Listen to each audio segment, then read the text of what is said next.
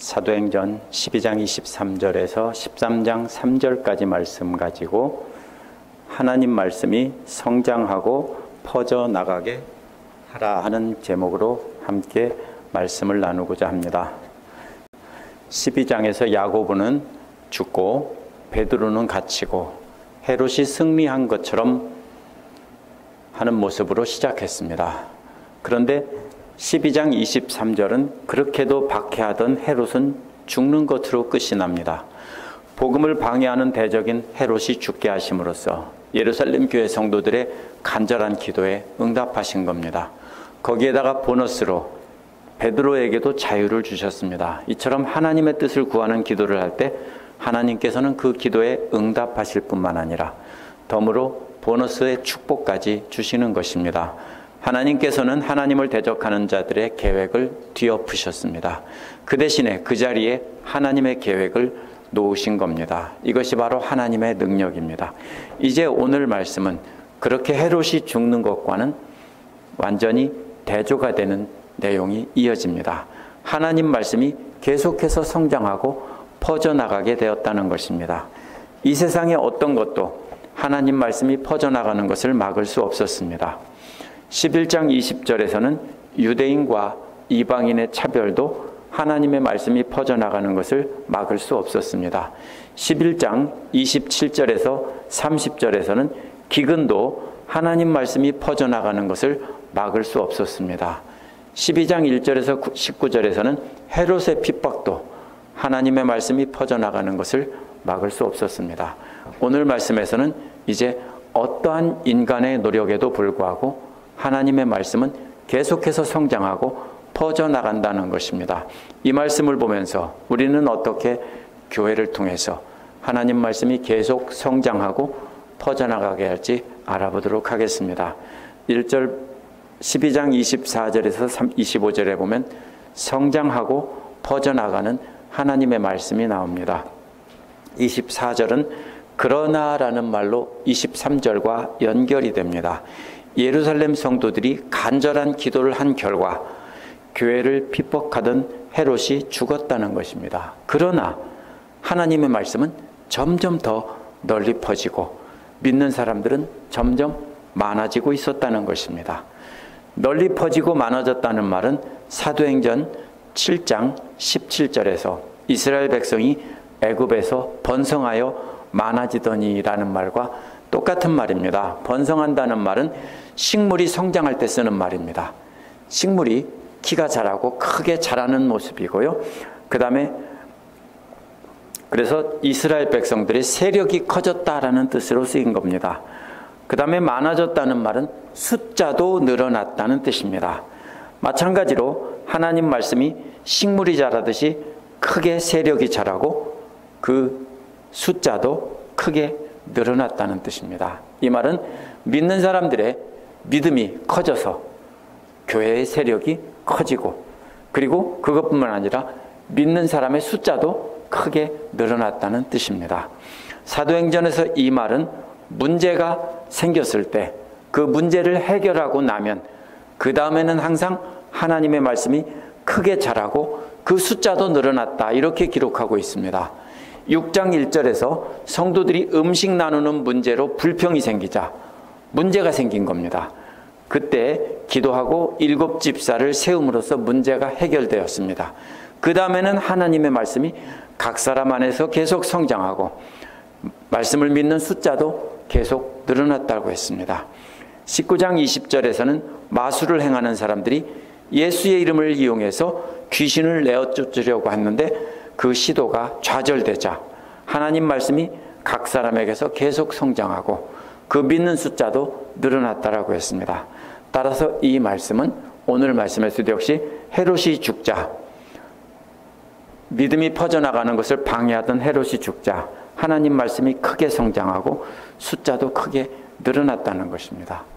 따라서 우리 교회에도 이렇게 하나님 말씀이 성장하는 것을 방해하는 것이 있을 때 그것이 없어지고 나면 크게 성장하고 숫자도 늘어난다 이렇게 이해할 수 있습니다. 사람들은 하나님 말씀이 믿는 자들 안에서 크게 성장하지 못하게 했습니다.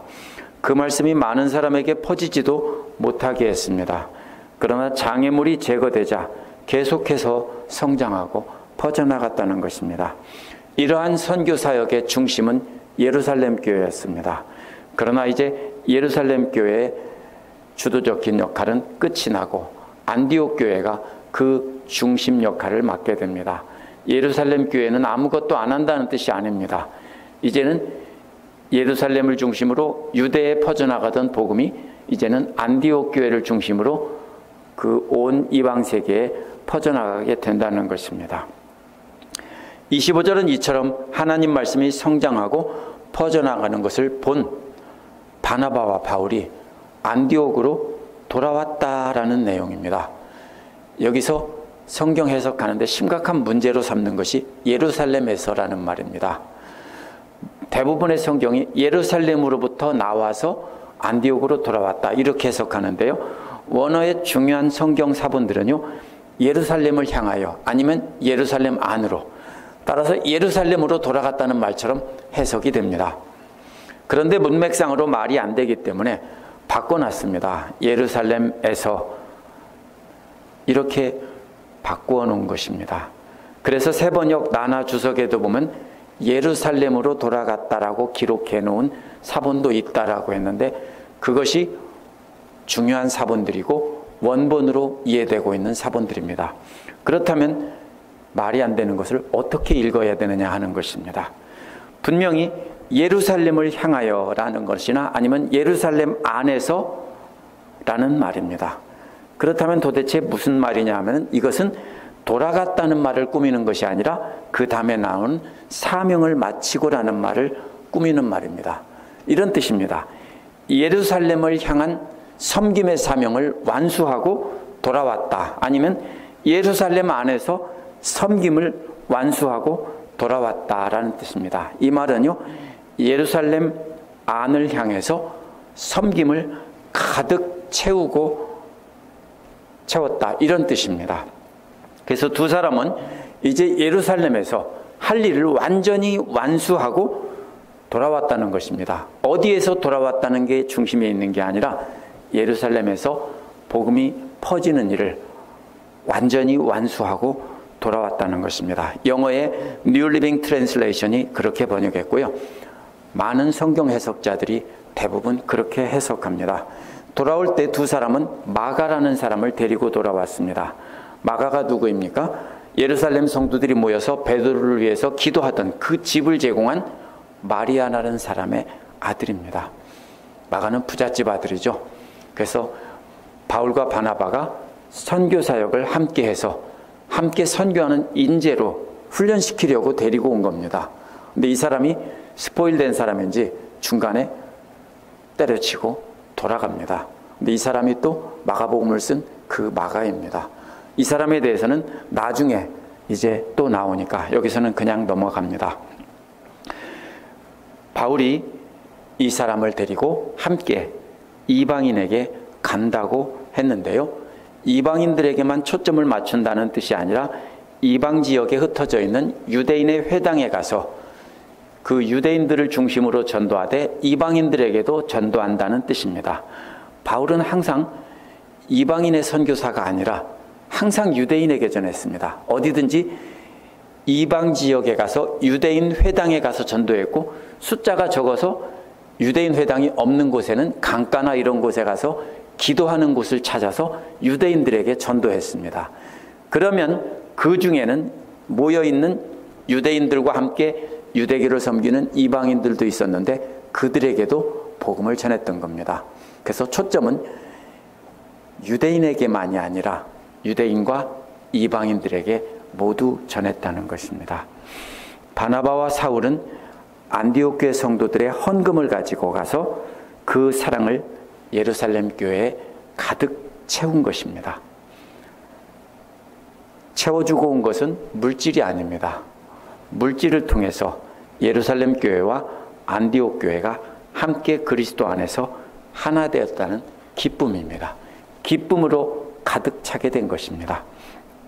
1년간 두 사람에게 제자 훈련을 받고 순종해서 헌금을 보냈던 그 성도들의 따뜻한 마음이 예루살렘 교회 성도들에게도 전달해서 그들은 함께 뛸 듯이 기뻐하신 겁니다. 한 겁니다. 그래서 그 기쁨이 예루살렘 안에 가득 채워진 것입니다. 예루살렘 교회가 하나님의 뜻이 이루어지길 기도했는데 그 뜻이 이루어졌다는 소식을 들었기 때문에 이제 안디옥 교회 성도들도 예루살렘 성도들에게 배워서 그들도 역시 하나님의 뜻을 구하는 기도를 하게 될 것입니다. 13장 1절에는 안디옥 교회를 이끌어가던 예언자와 교사들이 나옵니다. 13장 1절에는 그렇게 유대인들 중심인 예루살렘 교회와 이방인들 중심인 안디옥 교회 사이에 다리가 놓아졌다는 겁니다. 그 다리를 놓고 완전히 하나로 연결해 놓고 돌아온 사람이 바나바와 사울입니다. 그 사람을 중심으로 5명의 지도자들이 하나님의 말씀을 가르치고 하나님의 뜻을 행했다라는 것입니다. 예언자와 교사는 두 종류의 직분이 아닙니다. 예언자라는 말은 이런 뜻입니다. 점을 치는 게 아니라 여러분이 하나님 말씀을 이렇게 듣고 이렇게 하지 않으면 여러분은 하나님의 심판을 듣고 망할 것입니다. 그러나 회개하고 돌아서면 하나님은 여러분을 다시 회복시켜 주실 것입니다. 이것이 바로 예언이라는 말의 뜻입니다. 교사란 그렇게 하면서 항상 그런 말씀만 전하는 게 아니라 하나님의 말씀을 교리적으로나 성경을 차근차근 풀어서 가르치는 것을 말합니다. 따라서 예언자와 교사는 따로따로 분리되어 있는 것이 아니라 이것이 같은 사람들이 예언자의 역할을 하고 교사의 역할을 했던 것입니다. 하나님의 말씀으로 훈련시킬 때는 교사의 역할을 한 것이고 말씀을 강단에서 선포할 때는 예언자의 역할을 한 것입니다. 그 첫 번째 등장하는 인물이 바나바입니다. 여기서 순서는 대단히 중요합니다. 왜 그러냐면 서열 순서대로입니다. 바나바는 키프로스 출신이고 예루살렘 교회에서 자기 소유의 밭을 팔아서 물질로 섬김으로 본이 됐던 사람들입니다. 사람들에게 말씀을 가르치고 격려하는 일을 너무 잘했기 때문에 위로의 아들이라는 별명을 받았던 사람입니다. 예루살렘 교회가 이 사람을 안디옥에 파송한 것은 그렇게 위로를 잘하고 말씀으로 잘 가르치면서 또 이 사람은 키프로스 출신이기 때문에 그리스어에 능통하고 이방 지역 사람들과 잘 통하는 사람입니다. 그래서 사도들보다는 이 사람이 더 좋겠다 싶어서 이 사람을 파송했습니다. 이 사람이 처음으로 안디옥 교회 성도들을 양육하기 시작한 사람이기 때문에 맨 처음에 나온 것입니다. 사울이 맨 마지막에 나왔습니다.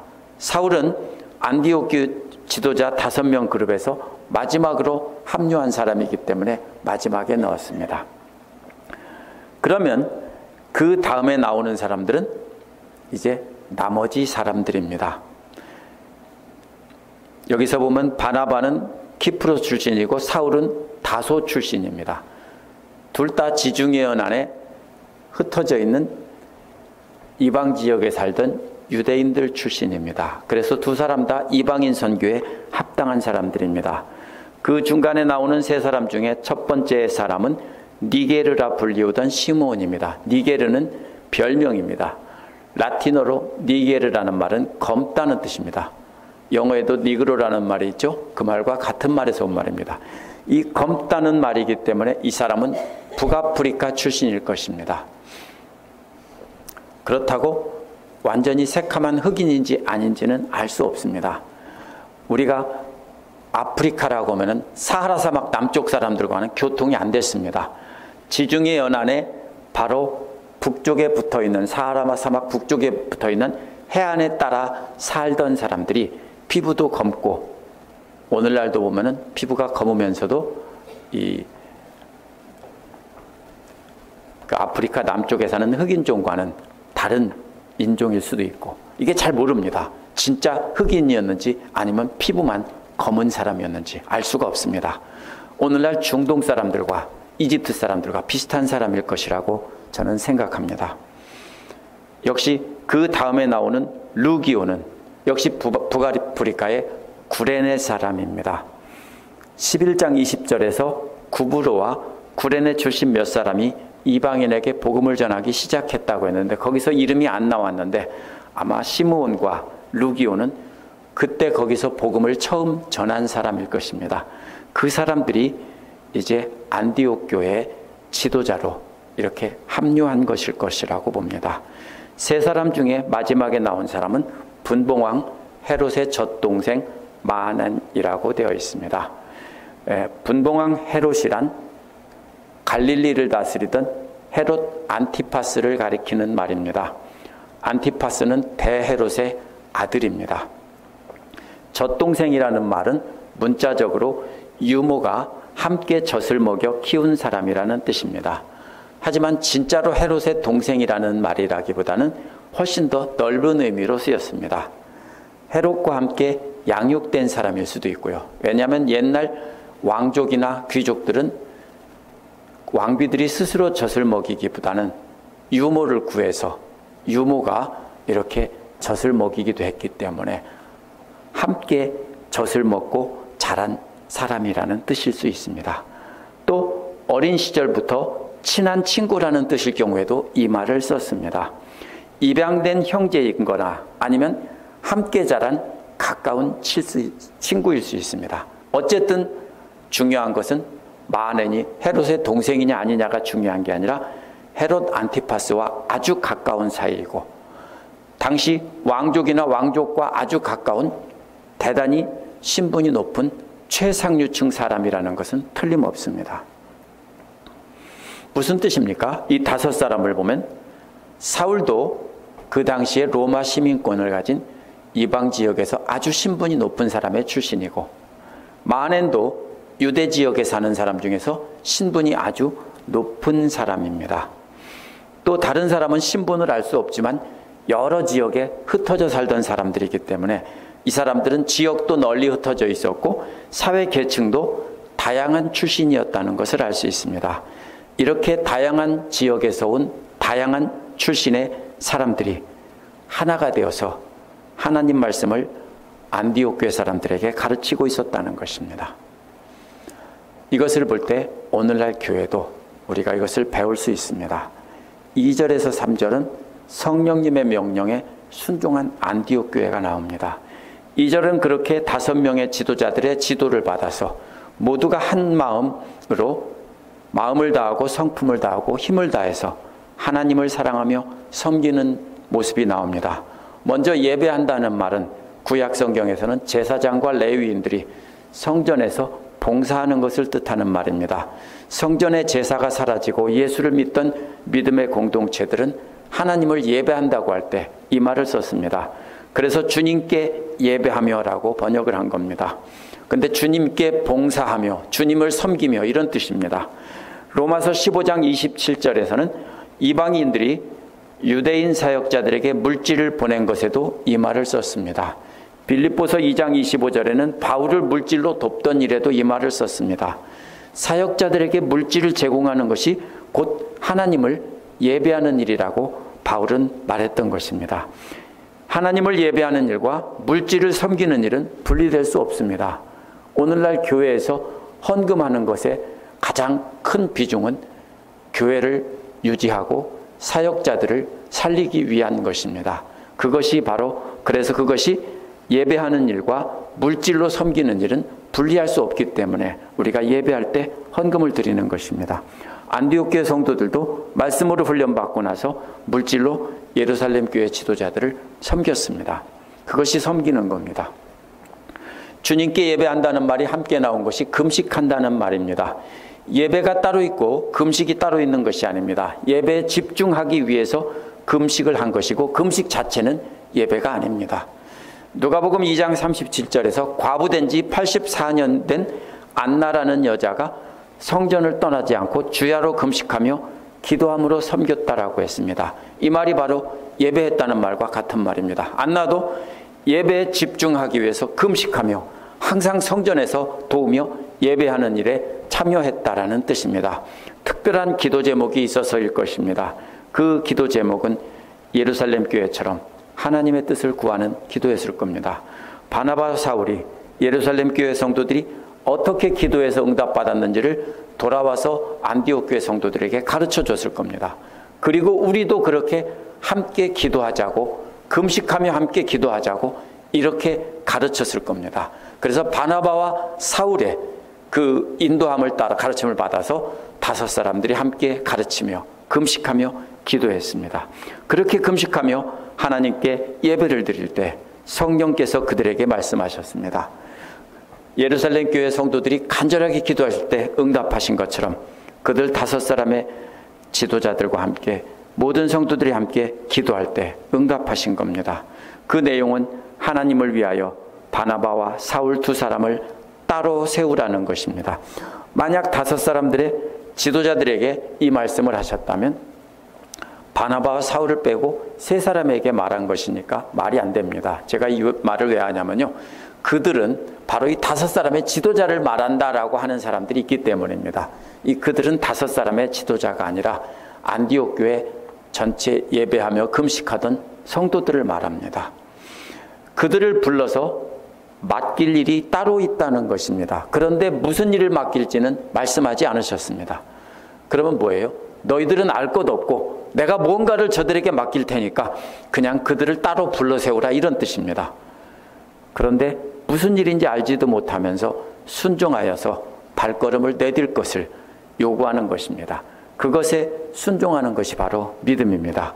그러자 3절에서 안디옥 교회 사람들은 금식하고 기도하며 2 사람에게 안수하여 떠나보냈다고 했습니다.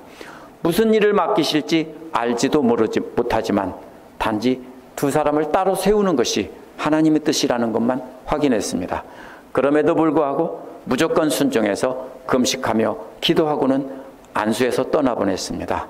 금식하며 기도한 내용은 하나님의 뜻이 2 사람을 통해 이루어지기를 기도했을 것입니다.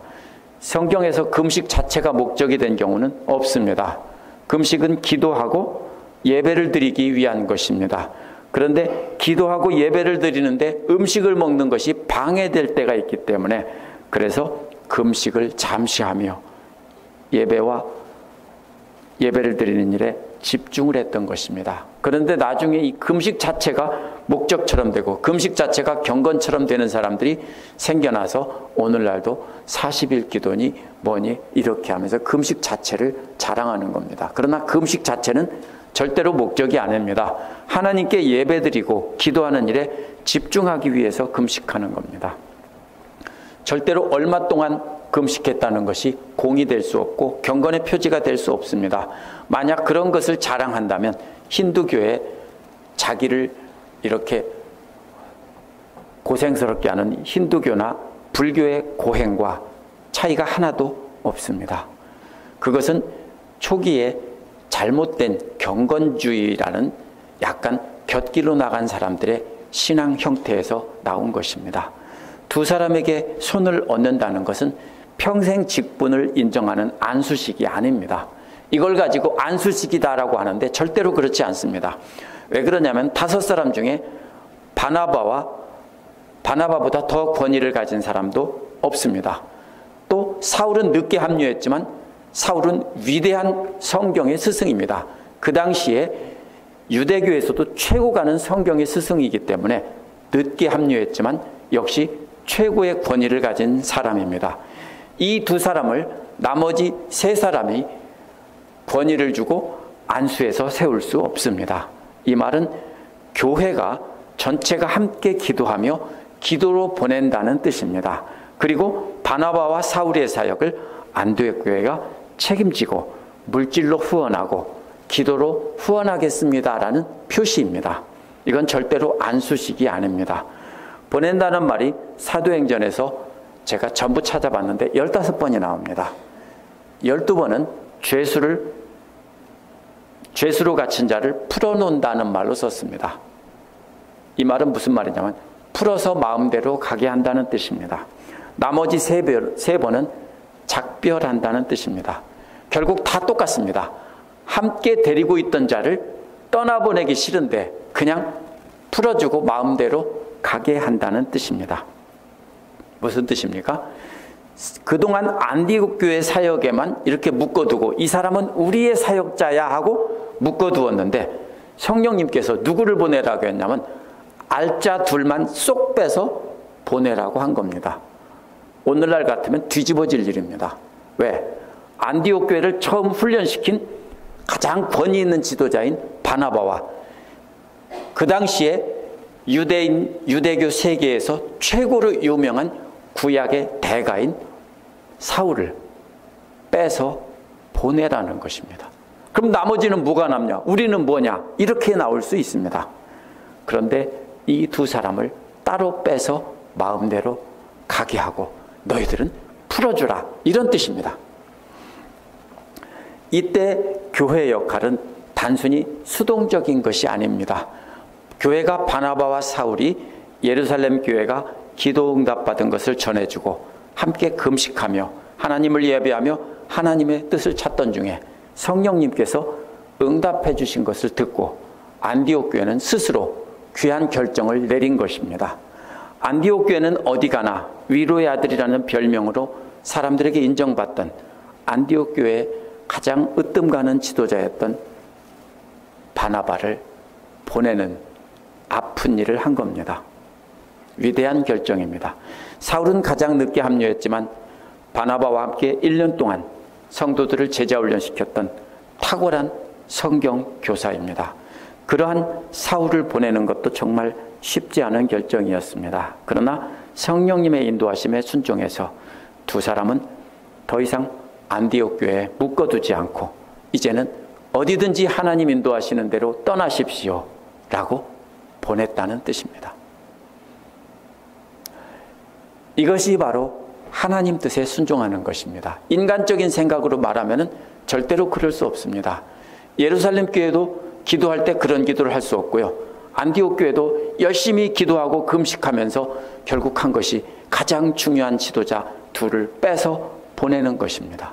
이것은 요즘 같으면 있을 수가 없는 일로 보이는 일입니다.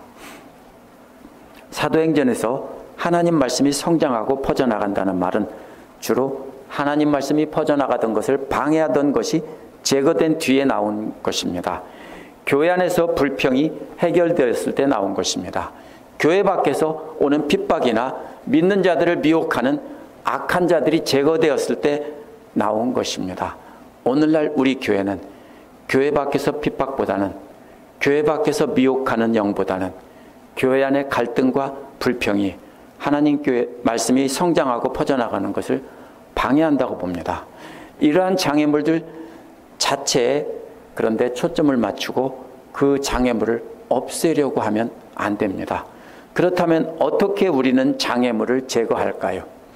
12장 5절에서 예루살렘 교회는 간절히 기도했습니다. 오늘 말씀에서 안디옥 교회는 금식하며 하나님께 예배했습니다. 그럴 때 성령께서 문제를 해결해 주시고 응답해 주십니다. 우리도 역시 우리 교회에서 하나님 말씀이 성장해가고 퍼져가는데 방해되는 것을 없애달라고 금식하며 하나님께 예배하는 일에 집중해야 합니다. 진정한 예배가 살아있는 교회가 되면 그러한 장애물들은 저절로 사라집니다. 어떻게 그러한 장애물을 제거할까요?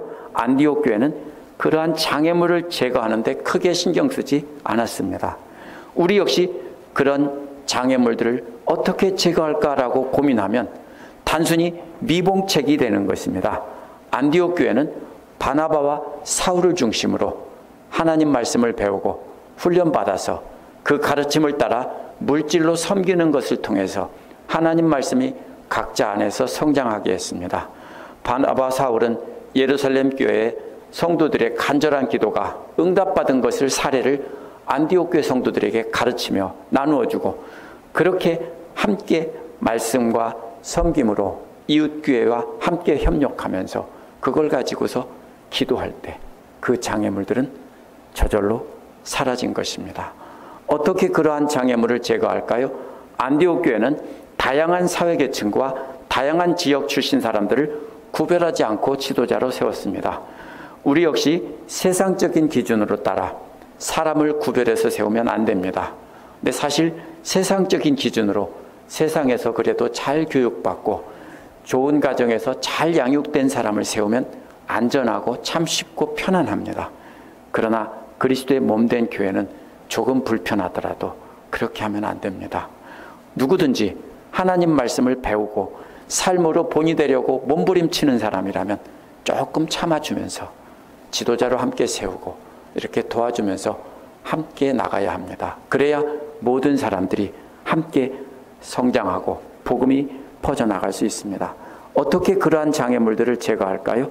오늘 말씀에서 안디옥 교회는 금식하며 하나님께 예배하는 중에 성령님께서 말씀하신 것에 그대로 순종했습니다.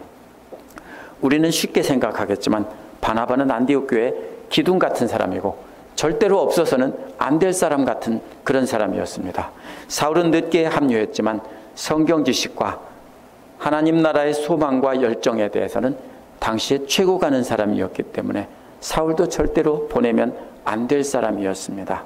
그러나 우리는 하나님 말씀으로 크게 성장한 뒤에는 풀어주고 마음대로 가게 해야 합니다. 우리 생각대로 가게 하는 게 아니라 성령께서 가게 하라고 하시면 가게 해야 합니다. 요즘에 제가 주일 출석 인원이 많이 줄어들어서 마음이 편치 않습니다. 예배 시작하기 전에 이렇게 한번 찬양할 때 둘러보면 가슴이 철렁합니다. 그러면서 무슨 생각을 하냐면요. 해티스버그 교회를 따로 떼보내지 않았더라면 어쩌면 지금보다 10명 정도는 더 나왔을 것이다 라는 생각을 가끔 합니다. 그런데 하나님 말씀에 비추어보면 참 잘한 일입니다. 우리 교회 입장에서는 손해이지만 하나님 말씀에 비추어보면 몇 배의 이익입니다. 왜냐하면 우리 교회 있을 때보다 최소한 3배 이상 성장했기 때문입니다. 그래서 하나님 나라의 입장에 보면 이익입니다. 이처럼 교회는 사람을 성장시켜서 떠날 때가 되면 떠나게 해야 됩니다. 꼭 교회가 나눠보내는 게 아니고요. 교회 안에서 내가 전도해서 끼고 가르치고 본을 보이면서 잘 섬기던 사람도 때가 되면 어떻게 해야 됩니까? 나보다 더 나은 지도자로 세워주고 떠나보내야 하는 것입니다. 자꾸 우리는 근데 어떻게 하라고 합니까? 내가 제 사람을 전도했으니까 저 사람은 내 밑에 두고 계속 내가 간섭하고 가르치려고 합니다. 근데 사람은 절대로 그렇게 되지 않습니다. 왜냐하면 처음 나온 사람이 1년 만에 나보다 더 믿음이 좋아지고 더 열심히 하고 훌륭히 할 수 있습니다. 신앙의 성장은 기간에 비례하지 않습니다. 그러므로 우리는 불편해도 내가 아끼고 사랑하는 사람이라도 떠나보내고 우리는 그러한 불편함을 감수해야 됩니다. 그렇게 하지 않고 계속해서 내 교회만 생각한다면 그 교회는 양적으로만 성장하고 변비에 걸린 환자처럼 계속 먹기만 하는 것과 똑같은 모습입니다. 이제 우리 교회는 이런 것이 문제야 저런 것이 문제야 라고 말씀하시면 안 됩니다. 나는 말씀으로 성장했는데 내가 말씀으로 보니까 이런 것도 문제고 저런 것도 문제고 이 사람 저 사람이 다 문제야 이렇게 하면 안 됩니다. 이게 무슨 일이냐면요. 그러한 문제를 직접 고치고 해결하려고 한두 마디씩 던진다면 성도 간에 분열을 가져옵니다. 마치 이런 것과 같습니다. 교회가 새기 시작해서 벽이 썩기 시작합니다. 그러면 시트락을 잘라내고 새로운 시트락을 끼우고 갈아 끼우면 해결이 된 것 같겠죠? 해결이 안 됐습니다. 왜요? 다음에 비가 오면 또 새고 또 썩습니다. 그때 해야 될 일은 뭐냐면 지붕을 고치는 일입니다. 눈에 보이는 것 하는 게 아니라 보이지 않는 그 원인을 찾아야 되는 것입니다. 만약에 우리가 그렇게 우리 교회에 있는 문제를 이 사람이 문제고 저 사람이 문제고 이것이 문제고 저것이 문제고 이렇게 지적하면서 계속한다면 그것은 해결책이 아니고 교회를 망가뜨리는 것이고요. 그렇게 말하는 순간 그 사람은 하나님이 되어서 사람들을 심판하고 정죄하는 것이 되는 것입니다. 그러한 해결 방법은 성경적이 아닙니다. 근본적인 해결책도 아니고 미봉책입니다. 그렇게 해서는 절대로 하나님 말씀을 가로막고 있는 장애물이 제거되지 않습니다. 마치 변비 때문에 피부가 나빠졌는데 피부에다가 좋은 연고 바르고 화장품 열심히 바르고 팩하는 것과 똑같습니다. 변비를 고쳐야 피부 트러블이 해결이 되는 것입니다. 우리는 간절히 기도하며 신령과 진정으로 하나님께 예배하는 일에 집중해야 합니다. 말씀을 가르치고 배우는 일에 집중해야 합니다. 우리 화합해야 된다고 열심히 화합하고 같이 밥 먹고 이거면은요, 그거는 미봉책입니다. 역시 말씀을 배웠다면 그 말씀에 순종하는 삶을 살기 위해서 몸부림쳐야 하고, 그렇지 않으면 하나님 말씀을 많이 배우는 것으로, 아는 것으로 기쁨을 얻고, 그러면 그것이 거룩해진 것이라고 착각을 합니다. 대부분 코스가 그렇습니다. 말씀을 많이 배우면 그것이 거룩이라고 생각합니다. 들을 때마다 왜요? 기쁨이 있잖아요. 깨닫잖아요. 그리고 아무것도 안 해요. 그럼 뭐예요? 가짜 거룩으로 나는 거룩해졌다라고 착각하는 병에 빠지고요. 그 다음에는 위선과 교만이라는 병에 빠지게 됩니다. 그러면서 그 지식을 가지고 다른 사람을 정죄해서 교회를 무너뜨리고 분열시키는 것입니다. 순종의 가장 초보적인 단계는 무엇입니까? 안디옥 교회가 한 것과 같습니다. 마음이 있다면 물질을 드리는 연습부터 하세요. 그러면 그러한 삶으로 본보기가 되는 삶을 살게 됩니다. 그렇게 하면서 말씀을 통해 배운 사람들이 앞장서서 그렇게 물질로 섬기고 몸으로 섬기고 봉사하면 다른 사람들은 따라가게 되어 있습니다. 그렇게 사람을 키워서 자기를 따르게 되면 그 사람을 키워서 마음대로 풀어놓아 가게 해야 하는 것입니다. 그것이 하나님 말씀이 성장하고 퍼져나가게 하는 길입니다. 기도하겠습니다.